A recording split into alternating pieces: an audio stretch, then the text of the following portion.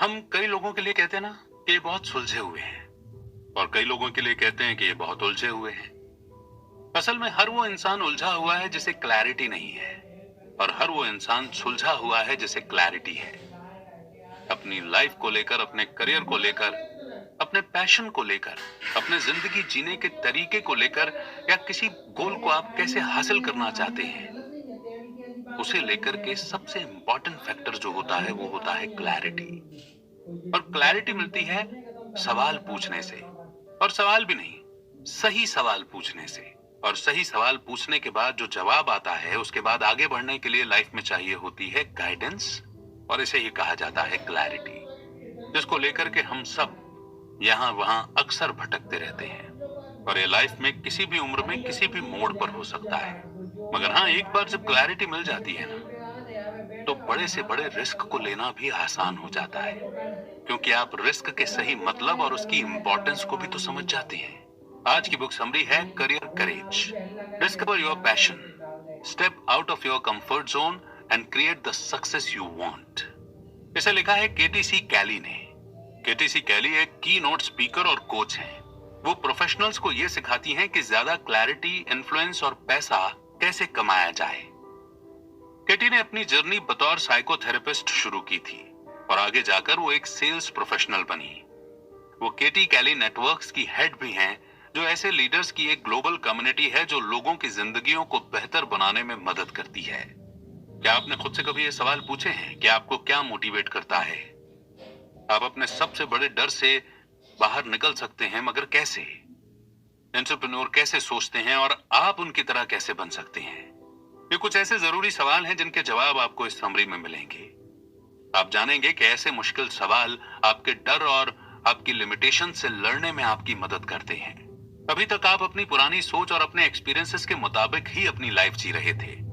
आपको खुद को आजाद करने की और ये रीडिस्कवर करने की जरूरत है कि आप सच में क्या चाहते हैं और क्या बनना चाहते हैं। तो आइए बिना देर किए शुरू करते हैं आज की book summary career courage, only on Google. इस बुक के ऑथर केटी सी कैली हमेशा से एक सक्सेसफुल साइकोथेरेपिस्ट बनना चाहती थी। जिस मुकाम पर वो अपनी लाइफ को लेकर के आई हैं, उसे पाने के लिए उन्होंने बहुत मेहनत की है। अपने 1 बेडरूम अपार्टमेंट में वो दीवारों की तरफ देखती रहती थी और खुद को अकेला महसूस करती थी। जो कुछ भी वो पाना चाहती थी, उसे पाने के बाद भी वे संतुष्ट नहीं थी। केटी को एहसास हुआ कि उन्हें अपनी क्लिनिकल प्रैक्टिस से आगे जाना होगा। वो नए मोटिवेटर्स को ढूंढने के लिए अपनी आत्मा की खोज पर निकल पड़ी। उन्होंने महसूस किया कि लोगों की मदद करने का मतलब सिर्फ साइकोथेरेपिस्ट होना नहीं है, बल्कि एक इंसान होना भी है। केटी ने लोगों से और ज्यादा जुड़ना शुरू किया और यह सीखा कि अपने अंदर की असली आवाज को कैसे ढूंढ निकालें। अपने डर का सामना करने के लिए उन्होंने खुद से मुश्किल सवाल पूछे। इस समरी में आप उन्हीं सवालों के बारे में जानेंगे, और ये भी जानेंगे कि इनके वो जवाब कैसे मिलेंगे जो आपकी लाइफ को बदल कर रख देंगे। अगर आप अधूरापन महसूस करते हैं या दुखी और स्ट्रेस्ड रहते रहते थक चुके हैं, तो ये समरी आपको ये जानने में मदद करेगी कि आप सच में क्या बनना चाहते हैं और वैसा कैसे बन सकते हैं। केटी ने एक बोरिंग और डिप्रेस्ड इंसान से अपनी लाइफ को बदलकर एक खुश ऑथर, लीडर और पब्लिक स्पीकर बनाया। आप भी ऐसा कर सकते हैं। आपको सिर्फ एक चीज की जरूरत है, और वो है गाइडेंस। तो आइए इस full of guidance learning journey की शुरुआत करते हैं इस पहले चैप्टर से। Motivation, clarifying what really matters to you.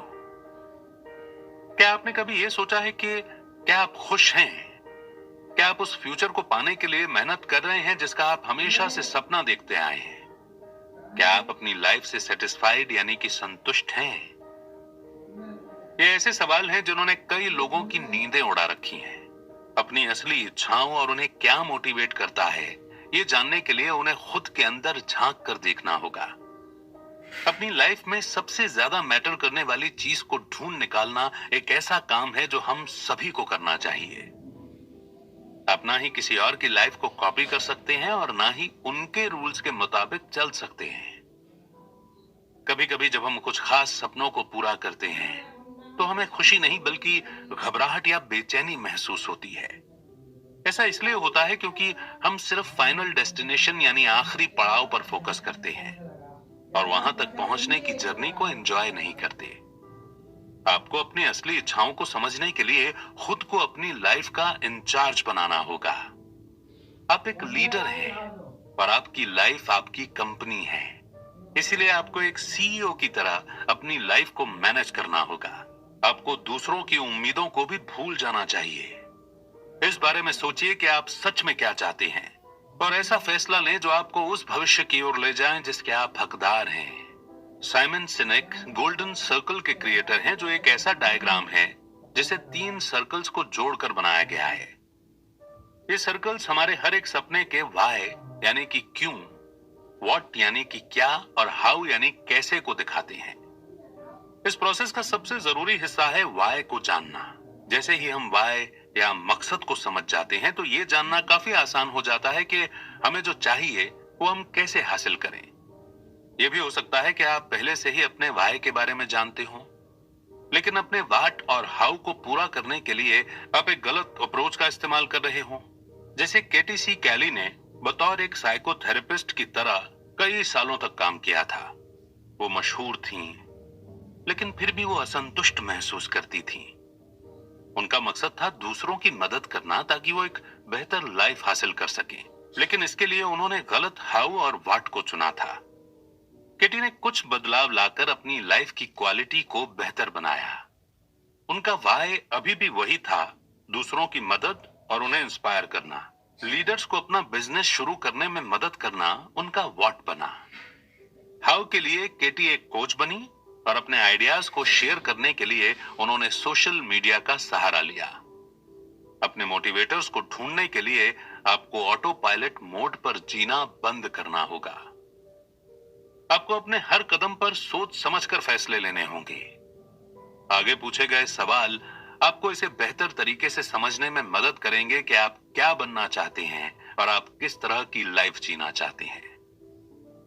आप अपनी करंट जॉब क्यों कर रहे हैं? अगर कोई आपसे कहे कि वो आपकी एक ऐसी इच्छा पूरी कर सकते हैं जो आपका करियर बदल सकती है, तो वो क्या होगी? आप अपने दोस्तों और फैमिली को सपोर्ट क्यों करते हैं? ऐसी क्या चीज है जो आपको अपनी लाइफ में खुद और अपनी जॉब में बिल्कुल पसंद नहीं है? आप मरने के बाद अपने पीछे कैसी विरासत छोड़ना चाहते हैं? इन सवालों का जवाब देने के बाद आपको एक मोटिवेशनल गेम प्लान बनाना होगा। अपने सपनों को हासिल करने के लिए आपको उन सभी जरूरी एक्शंस को करने के लिए हर वक्त मोटिवेटेड रहना होगा। हर इंपॉर्टेंट सपने के 3 हिस्से होते हैं। आगे बढ़ते रहने के लिए आपके पास एक क्लियर विजन, एक मजबूत ड्राइव और लगातार रहने वाला इंस्पिरेशन होना चाहिए। आपका विजन आपकी इमेजिनेशन पर बेस्ड होना चाहिए, ना कि आपके पुराने और करंट सिचुएशन पर। अपने सपनों को हासिल करने के लिए आपको जो भी करना चाहिए, उसे करने के लिए आपका मोटिवेशन, पक्का इरादा और उसे करने के लिए तैयार रहना आपका ड्राइव होगा। नेक्स्ट चैप्टर है confidence, conquering your worst fears. आपका सबसे बड़ा डर क्या है? क्या आप अंधेरे से डरते हैं या फिर मकड़ियों के साथ रहने से, या किसी जोकर को देखने से, पब्लिक में बोलने से या कैंसर होने से डरते हैं? देखिए, ऐसे डर होना नॉर्मल है। ये चैप्टर एक बेहतर लाइफ की तरफ एक अनएक्सपेक्टेड स्टेप लेने के डर से आपको रूबरू कराएगा। जैसे करियर बदलना शायद एक ऐसी चीज होगी जिससे आप सबसे ज्यादा डरते होंगे। इस तरह का कदम उठाने के लिए बहुत कॉन्फिडेंस चाहिए। इस चैप्टर में आप अपने अंदर के उस डर को पहचानना और उसे जड़ से उखाड़ना फेंकना सीखेंगे जिसने आपको पीछे रोक रखा है। हमें ऊपर वाले ने ऐसा बनाया है कि हमें हर उस बदलाव से डर लगता है जो हम अपनी जिंदगी में लाने की कोशिश करते हैं। ये हमारी एक ऐसी आदत है जिससे हमें बाहर निकलना होगा। इसका रास्ता निकालने के लिए हमें 2 स्टेप्स को फॉलो करना होगा। सबसे पहले आपको वो सभी डर पहचानने होंगे जिन्होंने आपको रोका हुआ है। दूसरा, आपको असली सेल्फ कॉन्फिडेंस हासिल करना होगा। सेल्फ कॉन्फिडेंस एक ऐसी ताकत है जिसकी मदद से आप जो चाहें वो हासिल कर सकते हैं। कॉन्फिडेंस के बिना आप अपनी सिचुएशन को कभी नहीं बदल पाएंगे। आपको अपने डिस्कंफर्ट जोन को पहचानना होगा और देखना होगा कि ऐसी क्या चीज है जिसकी वजह से आप घबरा जाते हैं, डर जाते हैं या चिंता में पड़ जाते हैं। अपने कंफर्ट जोन में लगातार रहना आपको आगे बढ़ने से रोक सकता है। हमें भले ही एक नए एरिया में जाना पड़े, लेकिन यकीन मानिए आपके लिए ये एक ज्यादा सेटिस्फाइंग एरिया साबित होगा। हमें इन नए एरियाज को ढूंढ निकालने के लिए मुश्किल रास्तों पर सफर करना ही होगा। सिसिलिया पार्टी प्लानर से बदलकर एक पब्लिक स्पीकर बनना चाहती थी। 30 लोगों के सामने बोलते समय वो पसीने से तरबतर हो गई थी और उनका पेट भी दर्द होने लगा था। सिसिलिया बहुत ही कामयाब और अच्छी पार्टी प्लानर थी, लेकिन जब भी वो पब्लिक में कुछ बोलने की कोशिश करती, वो अपना सारा कॉन्फिडेंस खो देती। सिसिलिया को यह डर था कि लोग उसे एक स्टूपिड स्पीकर कहकर बुलाएंगे। उन्हें डर था कि कोई उनकी खिल्ली उड़ाएगा या वो हकलाने लगेंगी या एक फ्रॉड लगेंगी। सिसिलिया के डर की वजह थी दूसरों के सामने परफेक्ट दिखने की इच्छा। ऐसा नहीं था कि सिसिलिया में पब्लिक स्पीकिंग स्किल्स नहीं थे, लेकिन हां, उन्हें अपने इन स्किल्स में कॉन्फिडेंस तो बिल्कुल नहीं था। पब्लिक स्पीकिंग के डर से निकलने के लिए सिसिलिया ने सबसे पहले अपने नेगेटिव सेल्फ टॉक को सुना। उन्हें एहसास हुआ कि वो एक परफेक्शनिस्ट थी।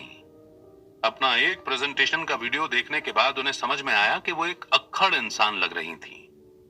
अपने कॉन्फिडेंस की कमी को पूरा करने के लिए उनमें अक्खड़पन आने लगा था। सिसिलिया ने अपने डर पर झूठे कॉन्फिडेंस का नकाब पहना हुआ था। उन्हें समझ आया कि वो इस बात से डरती थी कि कहीं लोगों को यह पता न लग जाए कि वो जो भी बोल रही हैं उसके बारे में वो ज्यादा नहीं जानती। ये समझने के लिए कि आपका कॉन्फिडेंस कहां लड़खड़ाता है, आप खुद से ये सवाल पूछ सकते हैं। क्या मैं अपनी फिजिकल और मेंटल हेल्थ का ख्याल रख रहा हूं? क्या मैं जानता हूं कि मेरे थॉट्स और इमोशंस का मुझ पर क्या असर होता है? प्रॉब्लम का सामना करते हुए क्या मैं आगे की तरफ बढ़ता रहता हूं? क्या मैं अपने सपनों को पूरा करने लायक हूं? क्या मैं अपने थॉट्स को पब्लिक के सामने शेयर करने में कंफर्टेबल महसूस करता हूं? क्या मुझे हर तरफ पॉसिबिलिटीज दिखाई देती हैं? क्या मैं नई जिम्मेदारियों को लेने में उत्सुक महसूस करता हूं? क्या मैं अपने लुक्स को लेकर कंफर्टेबल हूं? इन सवालों का जवाब देने के बाद आपको ऐसे 3 एरियाज पिक करने होंगे जिसमें आप सबसे कम कॉन्फिडेंट हैं। उसके बाद हर एरिया में बेहतर बनने के लिए एक एक्शन प्लान बनाएं। अपने इस पब्लिक स्पीकिंग के डर से निकलने के लिए सिसिलिया ने अपने पास एक जर्नल बनाई और स्पीकिंग ग्रुप्स को ज्वाइन किया। उन्होंने ठान लिया था कि वो ज्यादा एडवेंचरस बनेंगी और अपनी बुक लिखने की एक बड़ी जिम्मेदारी को सच करके दिखाएंगी। इस चैप्टर की भी इंपॉर्टेंस को समझने के बाद बढ़ते हैं आगे और समझते हैं रिस्क को। तो नेक्स्ट चैप्टर है risk, thinking like an entrepreneur. कुछ लोग बहुत दुखी हैं, लेकिन फिर भी वो अपनी लाइफ को बदलने के लिए तैयार नहीं है। एक बेहतर और सेटिस्फाइंग लाइफ पाने के लिए वो रिस्क लेने से डरते हैं। वॉकिन भी ऐसे ही थे। उन्होंने न्यूयॉर्क सिटी की कई एजेंसीज में बतौर मार्केटिंग मैनेजर 20 सालों तक काम किया। उनका बचपन काफी मुश्किलों में गुजरा था, लेकिन बड़े होकर वो अपनी वाइफ और अपने बच्चों की जिम्मेदारी उठाने के लिए एक मेहनती इंसान बने। वॉकिन रिस्क लेने के बारे में कभी नहीं सोचते थे। वॉकिन इस जॉब में बोर और बेजान महसूस कर रहे थे। वो खुद की एक पीआर एजेंसी खोलने के सपने देखते थे जो राइटर्स और आर्टिस्ट को अपने काम को प्रमोट करने में मदद कर सके। उन्होंने अपनी लाइफ और घर की सिचुएशन को गहराई से देखा, सिर्फ ये जानने के लिए कि क्या सच में वो अपना करियर बदल सकते हैं। हार जाने के ख्याल ने उन्हें एक दुखी और बोरिंग लाइफ जीने पर मजबूर कर दिया था। वॉकिन को उनकी लाइफ और दोस्तों का पूरा सपोर्ट था कि वो अपनी जॉब को छोड़कर अपने सपने को पूरा करें। उन्होंने एक ऐसी जॉब ढूंढने के बारे में सोचा जिसमें उनके सपने की एक झलक दिखाई दे। वॉकिन ने अपनी कंपनी शुरू करने का मन बनाया। रिस्क का मतलब है अनजाने रास्ते की तरफ लड़खड़ाते हुए कदमों के साथ आगे बढ़ना, ताकि वो आपको बेहतर रिजल्ट्स दे सकें। रिस्क लेने से 2 पॉसिबिलिटीज होती हैं, जीत या हार। वो हार का डर ही है जो हमें कुछ करने से रोकता है। ऐसे लोग जिन्होंने अपनी लाइफ का असली मकसद ढूंढ लिया है, उनके लिए रिस्क लेना आगे बढ़ने का एक मौका बन जाता है। वो अपने मुकद्दर के सिकंदर होते हैं। ऐसे लोग हारने से घबराते नहीं हैं। फिर भले ही उन्हें जीत मिले या हार, उसे गले लगाने के लिए वो हमेशा तैयार रहते हैं। वॉकिन ने फाइनली अपनी पीआर कंपनी खोलने का फैसला किया, लेकिन पहले साल में वो ज्यादा क्लाइंट्स नहीं अट्रैक्ट कर पाए। हार मानने के बजाय घाटे को पूरा करने के लिए उन्होंने अपनी सारी सेविंग्स लगा दी। यहां तक कि एक दूसरी जॉब करने का भी फैसला किया। 9 महीनों के बाद वॉकिन अपनी कंपनी को फुल टाइम सपोर्ट करने लगे। अब वो इतना पैसा कमाने लगे थे कि कंपनी के खर्चे पूरे कर सकें और म्यूजिशियंस और राइटर्स की मदद करने वाली इस कंपनी को अच्छे से चला सकें। एक एंटरप्रेन्योर बनने के लिए आपको निडर बनकर खुद के लिए मौके क्रिएट करने होंगे। आपको अपने एक्शंस को हमेशा फॉलो अप करना होगा। ऐसा बिल्कुल मत सोचिए कि जो आपको चाहिए लोग आपको आसानी से दे देंगे। जैसे जब कोई कॉल का जवाब न दे तो उसे लगातार फॉलो अप करना चाहिए। दूसरा स्टेप जो आपको लेना चाहिए वो है सही नेटवर्क बनाना। अपने आसपास सही लोगों को रखने से आपको सक्सेस पाने के बेहतर मौके मिलेंगे। अगर आप रिस्क उठाने के साथ अपना रिलेशनशिप समझना चाहते हैं तो खुद से यह सवाल कीजिए कि क्या मेरे पेरेंट्स ने कोई रिस्क लिया था? क्या मैंने खुद कोई रिस्क लिया है? इन रिस्क्स का क्या रिजल्ट निकला था? जब कोई मेरा जान पहचान वाला बड़ा रिस्क लेता है तो इस बारे में मेरी सोच क्या होती है? क्या मुझे डर लगता है या जलन महसूस होती है? मुझे किस तरह के एंटरप्रेन्योर पसंद हैं? वो कौन से रिस्क टेकर्स हैं जो मुझे इंस्पायर करते हैं?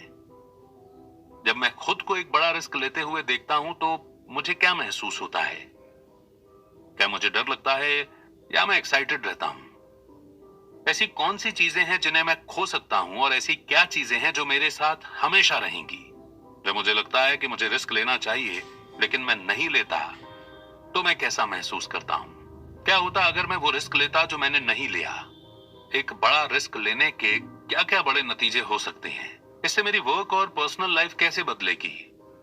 क्या मुझे रिस्क लेने के पहले ऐसा महसूस होता है कि मेरी लाइफ मेरे खिलाफ चल रही है? अगर मैं जानता कि मेरी लाइफ मेरे हिसाब से चल रही है तो मैं क्या बदलता? इन सवालों का जवाब देने के बाद उन्हें उनकी इंपॉर्टेंस के हिसाब से ऑर्डर में लाएं। इसके बाद ऐसी 3 प्रॉब्लम्स को पिक करें जिन पर आपको तुरंत ध्यान देने की जरूरत है। हर प्रॉब्लम के लिए एक एंटरप्रेन्योर की तरह सोचें और उससे निकलने के लिए एक एक्शन प्लान बनाएं। इन सवालों का जवाब देने के बाद वॉकिन को एक दिलचस्प बात याद आई। जब वो 12 साल के थे तो उनके पिता ने खुद का आर्किटेक्ट का काम बंद करके शहर में एक बड़ी कंपनी को ज्वाइन कर लिया था। कुछ समय काम करने के बाद उस कंपनी पर करप्शन और लो स्टैंडर्ड के मटेरियल इस्तेमाल करने का आरोप लगाया गया था। वॉकिन के पिता ने कुछ नहीं किया था लेकिन इससे उनकी रेपुटेशन बर्बाद हो गई थी। इसी वजह से वॉकिन के पिता को कम पैसे वाली जॉब भी करनी पड़ी। उनके पिता की इस गलती की वजह से उनकी फैमिली को बहुत तकलीफों का सामना करना पड़ा। जब भी वॉकिन एक बड़ा रिस्क लेने के बारे में सोचते हैं तो वो अपने पिता के एक्सपीरियंस की वजह से एक तरह का डर महसूस करते हैं। इस प्रॉब्लम से निकलने के लिए वॉकिन ने उन जाने माने नामों को ढूंढा जिन्होंने अनएक्सपेक्टेड रिस्क लेकर बड़ी सक्सेस हासिल की थी। अगर आप पहले दिए गए सवालों से जुड़ी हर प्रॉब्लम को सॉल्व कर लेते हैं तो रिस्क लेने से आपका रिश्ता बदल जाएगा। आप डरने के बजाय अपने जीवन को बदलने के लिए और ज्यादा एक्साइटेड रहेंगे। मोटिवेशन, कॉन्फिडेंस और रिस्क की इंपॉर्टेंस को समझने के बाद और उनसे जुड़े महत्वपूर्ण सवालों को समझने के बाद बढ़ते हैं आगे नेक्स्ट चैप्टर की ओर, which is character. Linking who you are and what you do to how you relate to people. आपका कैरेक्टर इस बात से पता लगता है कि दूसरे लोग आपको किस तरह देखते हैं। इसमें आपकी पर्सनैलिटी, एक्शन और दूसरों के साथ आपका रिलेशनशिप शामिल है। कैरेक्टर की तुलना में पर्सनैलिटी ज्यादा सब्जेक्टिव होती है, यानी ये हर किसी के लिए अलग अलग हो सकती है। आपके नेटवर्क पर ज्यादा ध्यान न देते हुए आपकी पर्सनैलिटी ये बताती है कि आप कौन हैं। कैरेक्टर वो होता है जिससे पता चलता है कि लोग आपको कैसे देखते हैं। अच्छे कैरेक्टर की सबसे बड़ी खासियत होती है ट्रांसपेरेंट होना, विश्वास के लायक होना और वफादारी। जब लोग आप पर भरोसा करते हैं तो वो आपको सक्सेस पाने में भी मदद करते हैं। आपको भरोसेमंद बनना सीखना होगा। भरोसेमंद होना एक ऐसी चीज है जो आप अपने एक्शन से साबित कर सकते हैं। दूसरों को सिर्फ ये कहकर के वो आप पर भरोसा कर सकते हैं, आप उनसे भरोसे की उम्मीद नहीं कर सकते। एक भरोसेमंद रिलेशनशिप में काम करने से सब कुछ बेहतर होने लगता है। एक ग्रुप ज्यादा क्रिएटिव बन जाता है और वो बेहतर रिजल्ट्स हासिल करता है। दूसरों का भरोसा जीतने के लिए इमोशनल इंटेलिजेंस का होना बहुत जरूरी है। इसमें motivation, self awareness, self discipline, socialise करना और हमदर्दी शामिल है। इस चैप्टर में हम नेटवर्किंग और एम्पैथी यानी कि हमदर्दी पर फोकस करेंगे। सक्सेसफुल लीडर्स का इमोशनल इंटेलिजेंस काफी हाई होता है। उन्हें उन लोगों की रिस्पेक्ट कमाने की जरूरत होती है जिनके लिए वो जिम्मेदार होते हैं। किसी को आपकी नॉलेज की चिंता नहीं है जब तक आप उन्हें यह नहीं दिखाते कि आप उनकी कितनी परवाह करते हैं। सच बड़ा सिंपल सा है कि लोग उन्हीं की परवाह करते हैं जो उनकी परवाह करते हैं। बेहतर कैरेक्टर बनाने के लिए ट्रांसपेरेंसी का होना दूसरा जरूरी गुण है।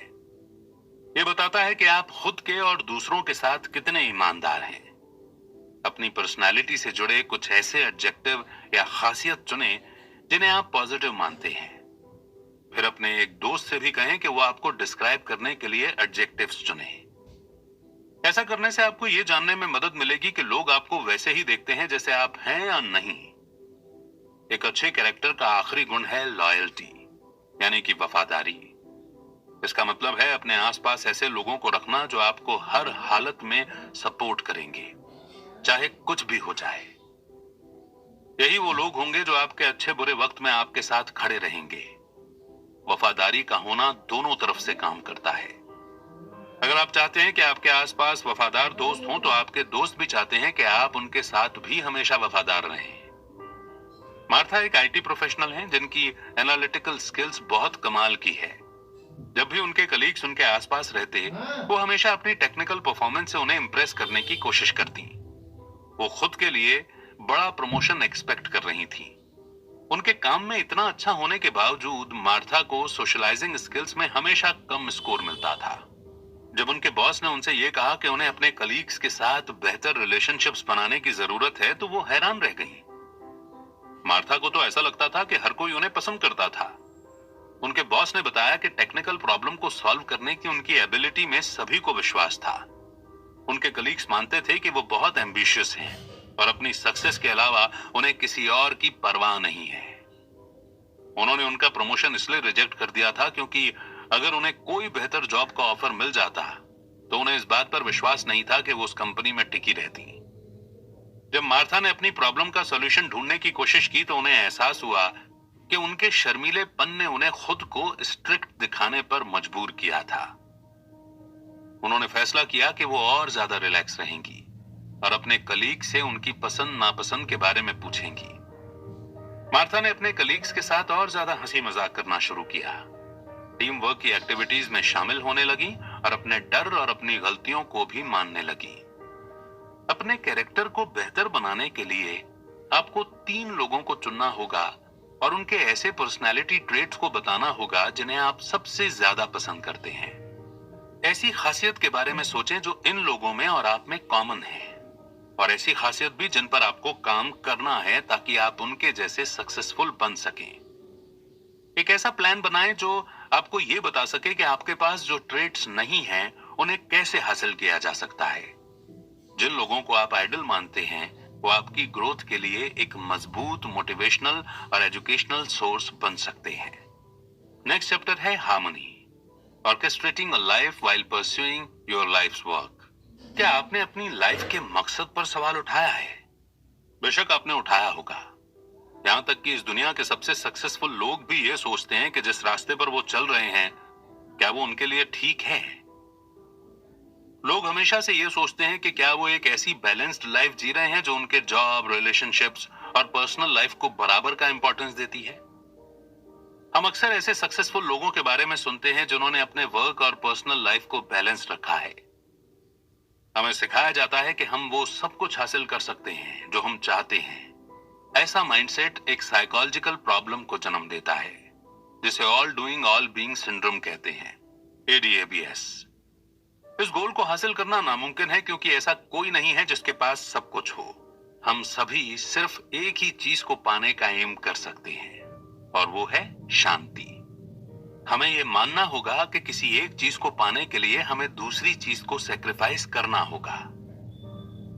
जैसे जिल के लिए पूरे हफ्ते काम करना और वीकेंड्स पर अपनी फैमिली के साथ वक्त बिताना एक बैलेंस्ड लाइफ और संतुष्टि है। दूसरी तरफ जोश घर से काम करना और घर पर ही रहकर पिता होने की जिम्मेदारी निभाना पसंद करता है। All doing all being syndrome से निकलने के लिए आपको सबसे पहले प्रॉब्लम को पहचानना होगा। ऐसे प्रॉब्लम वाले ज्यादातर लोगों को यह एहसास नहीं होता कि वो इतना हासिल करने की कोशिश कर रहे हैं जितना वो हैंडल भी नहीं कर सकते। यह आमतौर पर सक्सेसफुल होने की जरूरत के कारण होता है। हमें लगता है कि सक्सेस हासिल करना हमारी जिम्मेदारी है, इसलिए हमें सारे काम खुद ही करने चाहिए। हम ये भूल जाते हैं कि हमारे आसपास ऐसे लोग हैं जो हमें वो चीज हासिल करने में मदद कर सकते हैं जो हमें लगता है कि हमें खुद करनी चाहिए।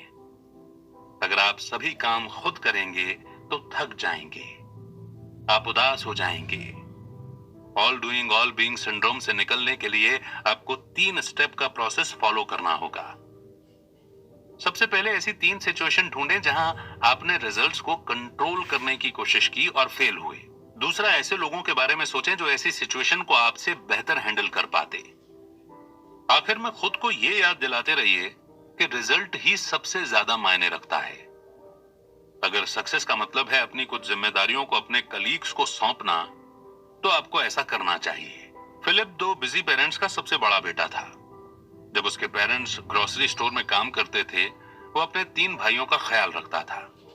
फिलिप ने कम उम्र से ही दूसरों को सहारा देना और लोगों की मदद करना सीख लिया था।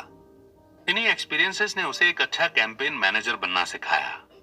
उसके सभी क्लाइंट्स को यह विश्वास रहता था कि वो उनके लिए अच्छा काम करेगा, क्योंकि वो अपने काम से बहुत प्यार करता था। लंबे वक्त तक काम करने और दूसरों की मदद करने के बाद फिलिप ने एक अलग रास्ता चुना। उसने एमबीए करने के बाद एक यूनिवर्सिटी में पढ़ाने का फैसला किया। जिस बात से सभी हैरान थे, ऐसा पहली बार था जब फिलिप ने दूसरों की जरूरतों से पहले अपनी जरूरत के बारे में सोचा था। उसने अपनी जॉब नहीं छोड़ी। फिलिप ने दूसरों के लिए कैंपेन करना कम कर दिया और अपनी डिग्री हासिल करने के लिए रात को पढ़ने लगा। फिलिप के हिसाब से वो एक बैलेंस्ड लाइफ जी रहा था।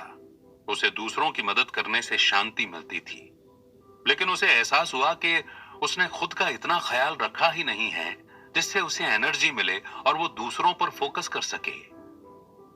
एक बेहतर केयर गिवर बनने के लिए उसे अपनी बैटरीज को रिचार्ज करना होगा। फिलिप इस गोल को एक ही तरीके से हासिल कर सकता था, और वो था अपने सपनों को पूरा करने के लिए टाइम निकालना। शुरुआत में फिलिप को अपने all doing all being syndrome से निकलने में काफी मुश्किल हुई, लेकिन जल्द ही उसे एहसास हुआ कि उसका कैंपेन बिजनेस खुद ब खुद आराम से चल सकता था। फिलिप के जो भी काम थे वो उसने एक जगह लिखे और फिर सोचा कि अब ये सभी काम उसकी जगह कौन कर सकता था। उसने चीजों को लेट गो करना और ज्यादा बैलेंस्ड लाइफ जीना सीख लिया था। अगर आप थकान या खोया हुआ महसूस कर रहे हैं तो अपनी प्रायोरिटीज के बारे में दोबारा सोचने के लिए वक्त निकालें। ऐसा क्या है जो आपकी लाइफ में शांति लाता है? क्या आपको कम काम करना चाहिए या छुट्टियों पर जाना चाहिए या अपना करियर बदलना चाहिए? अपने बोझ को हल्का करना सीखिए और शांति को एंजॉय कीजिए।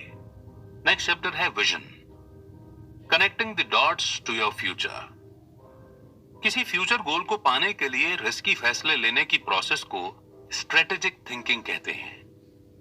रिस्क लेने के लिए फ्लेक्सिबल और क्रिएटिव सोच की जरूरत होती है। किसी खास मुकाम तक पहुंचना कभी आसान नहीं होता। इसके लिए बहुत सा सेल्फ कॉन्फिडेंस और हिम्मत की जरूरत होती है। बहुत से लोगों का मानना है कि विजन का मतलब होता है एक सपना, लेकिन रिजल्ट्स पाने वाला एक विजन एक स्टेप बाय स्टेप गाइड की एक मेंटल पिक्चर होता है जो हमें पॉइंट ए से पॉइंट बी पर ले जाता है। ज्यादातर लोग अपनी वर्क लाइफ में इतने बिजी हैं कि वो अपने विजन की पूरी पिक्चर बनाने के लिए वक्त ही नहीं निकाल पाते। जब तक आपके पास अपने फ्यूचर को पाने के लिए साफ रास्ता नहीं होगा तो आप चमचमाती चीजों की तरफ आसानी से डिस्ट्रैक्ट हो जाएंगे। अपने फ्यूचर को और साफ साफ देखने के लिए आपको खुद से ये 9 सवाल पूछने चाहिए। मेरी लाइफ में मोटिवेशन क्या है? क्या मेरे पास अपने पूरे फ्यूचर का एक साफ विजन है? मैं किसकी मदद करूंगा? क्या मेरे पास एक अच्छा कम्युनिकेशन प्लान है? मेरे विजन को पाने के लिए किन टूल्स की जरूरत है? पॉइंट ए से पॉइंट बी तक जाने के लिए जो स्टेप्स चाहिए, क्या वो मुझे क्लियर तरीके से पता है? फेलियर और प्रॉब्लम्स आने पर क्या मेरे पास प्लान बी है? क्या फेलियर कुछ सीखने का एक मौका है? क्या मैं पेशेंट यानी कि धैर्यवान, कमिटेड और प्रोफेशनल हूं? इन सवालों का जवाब देते वक्त आपको आज से 40 साल के लॉन्ग टर्म गोल्स के बारे में सोचना चाहिए। याद रखिए, दूसरों की मदद करने पर फोकस करें और खुद को सपोर्ट देने के लिए सही टूल्स चुनें। कार्ला ने 4 साल की उम्र में ड्राइंग करना शुरू किया था। उसकी ड्राइंग ऐसी होती थी जैसे कि जीती जागती तस्वीर हो। वो बड़ी होकर एक सक्सेसफुल पेंटर बनी। कार्ला ब्रुकलिन में रहती थी, जहां दिन में वो म्यूजियम में काम करती और रात में पेंटिंग करना एंजॉय करती। एक पेंटिंग सेशन के दौरान कार्ला ने यह नोटिस किया कि उनके स्टूडियो की दीवारें खाली हैं। पर्दों की तरफ देखते हुए उन्हें एहसास हुआ कि ये खाली दीवारें और पर्दा एक बिगड़ा हुआ लुक दे रहे हैं। उनका स्टूडियो बेजान सा था। उस वक्त कार्ला ने अपनी खाली दीवारों को पेंट करने का और ऐसे पर्दे बनाने का सोचा जो उनके लिए वाटर कलर के प्रिंट जैसा लगे। इस आइडिया ने एक बड़े बिजनेस अपॉर्चुनिटी को जन्म दिया। कार्ला ने बिजनेस एडवाइस के लिए अपने एक दोस्त को कांटेक्ट किया और एक नई जर्नी की शुरुआत करने के लिए एक क्रेडिट यूनियन से पैसे भी उधार लिए। उन्होंने कई चैलेंजेस का सामना तो किया, लेकिन एक ऐसा बिजनेस खड़ा किया जो उनके वाटर कलर की पेंटिंग्स पर घर की बनी चीजों की कवरिंग बनाने का था। कार्ला एक स्ट्रेटेजिक थिंकर थी। जैसे ही उनके पास एक बेहतरीन आइडिया आता था तो वो उस विजन को पाने के लिए हर उस स्टेप के बारे में सोचती जो उसे पाने के लिए जरूरी था। कार्ला बिल्कुल नहीं हिचकिचाई और एक ऐसे फ्यूचर की तरफ चल पड़ी जिसके बारे में उनका मानना था कि वो इसकी हकदार थी। अपने टेक्सटाइल बिजनेस में सक्सेस पाने के बाद कार्ला ने अपने अगले स्टेप के बारे में सोचना शुरू कर दिया। जब भी आपके पास एक नया गोल होता है तो उसे पाने के लिए आपको एक साफ विजन बनाना चाहिए। इन स्टेप्स को डॉट्स की तरह सोचिए। जब आप सभी डॉट्स को जोड़ते हैं, आपके फ्यूचर की पिक्चर और ज्यादा साफ होने लगेगी। स्ट्रेटेजिक थिंकिंग बिल्कुल प्रैक्टिकल है। आपको इस सोच को पाने की जरूरत है जो आपको अपने सपनों तक ले जाएगी। नेक्स्ट चैप्टर है community. Design your powerful network. कुछ लोगों का मानना है कि मदद मांगना कमजोरी की निशानी है। उन्हें डर लगता है कि दूसरे लोग उन्हें कमजोर कहकर उन्हें क्रिटिसाइज करेंगे। यकीन मानिए, यह सोच गलत है, क्योंकि लोगों को एक दूसरे की मदद करना बहुत पसंद है। एक दूसरे से मदद मांगकर ही तो सोसाइटी चलती है। इस चैप्टर में आप ऐसे लोगों का एक मजबूत नेटवर्क बनाना सीखेंगे जो आपको ज्यादा सक्सेसफुल प्रोफेशनल और पर्सनल लाइफ पाने में मदद करेगा। नेटवर्किंग में सिर्फ बिजनेस ही शामिल नहीं होता। इसके जरिए आप अपनी फैमिली और अपने दोस्तों से ज्यादा बेहतर रिश्ते बना सकते हैं। एक ऐसे शहर में रहने के बारे में सोचिए जहां आपके आसपास के लोग आपके आइडियाज और सपनों को सपोर्ट करते हों।